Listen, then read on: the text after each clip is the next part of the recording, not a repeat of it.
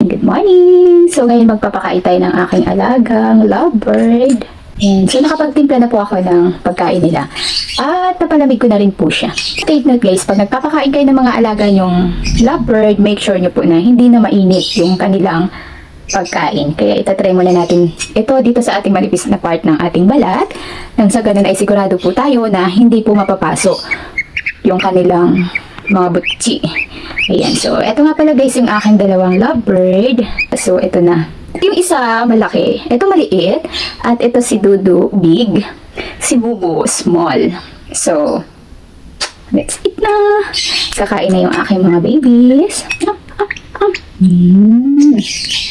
Ayan. So, ganyan sila kumain guys. Wait a minute. Wait a minute. Come.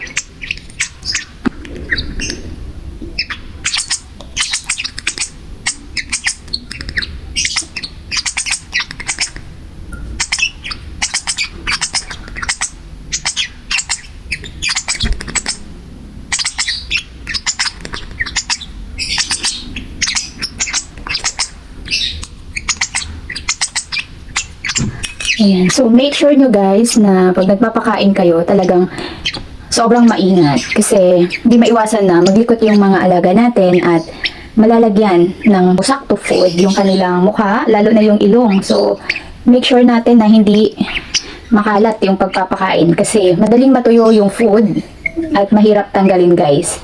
Kaya, siguraduhin natin na ingatan yung pagpapakain. Wait lang malag. Wait lang.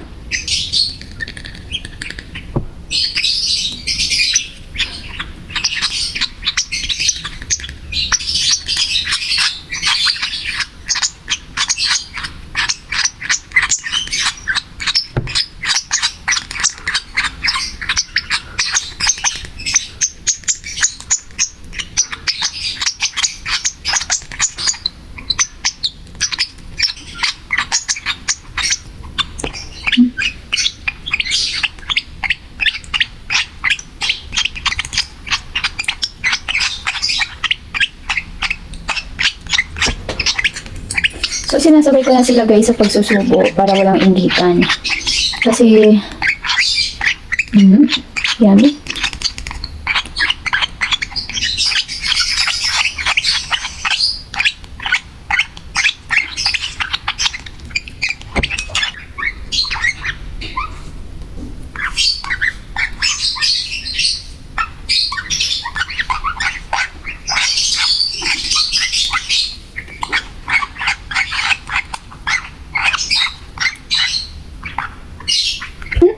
Ayan sila. Ayan. So, ganyan sila kakukulit, guys. Ay, shush! Busog na yung isa kong baby. Busog na si Small. At busog na rin ito si Dudu. Ayan. So, katulad nito, guys. Natuyo na agad. So, mahirap na tanggalin. Kailangan na siyang basain para matanggal yung sakto formula. Sweet to sila guys. 10 days na sila sa akin. Yung mga nanay naririnig niya guys. Bye-bye na, bye!